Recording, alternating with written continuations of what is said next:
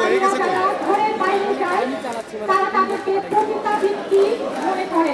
তাদের কাছে আমাদের প্রশ্ন, আপনাদের যে জামাতের নারী কর্মীরা পাড়ায় পাড়ায় গিয়ে প্রতি এলাকায় গিয়ে যে মানুষের কাছ থেকে বিকাশ নাম্বার চাচ্ছে এবং তারা বাইরে গিয়ে রণদাঙ্গ করা হচ্ছে, তাহলে কি আপনারা এদেশের প্রতি কি রাস্তায় দাঁড়িয়েছে?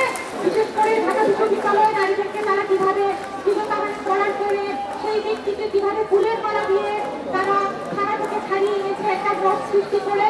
চট্টগ্রামে আমরা দেখেছি কিভাবে নারীকে লাথি মেরে তারা নারীদেরকে অপদস্থ করেছে এবং তাদেরকে তারা ফুলের মালা গলায় দিয়ে থানা থেকে বের করে নিয়ে এসেছে। এদের কাছ থেকে বাংলাদেশের নারীরা কি আশা করবে?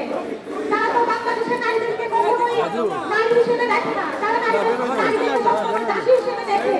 তারা সেই মধ্যযুগে মধ্যযুগে আমরা শুনেছিলাম যে নারীদেরকে নারী জন্ম দিলে সেই পরিবারে নারীদেরকে খবর দেওয়া হতো, জীবন্ত খবর দেওয়া হতো নারী শিশুকে।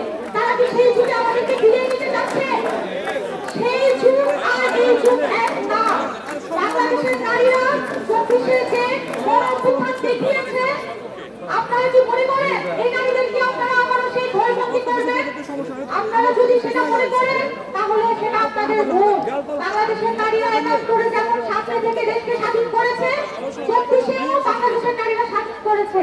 আপনাদের এই ধরনের কোনো কর্মকাণ্ড বাংলাদেশের নারীরা মেনে নিবে না এবং কোনোভাবে নিবে না।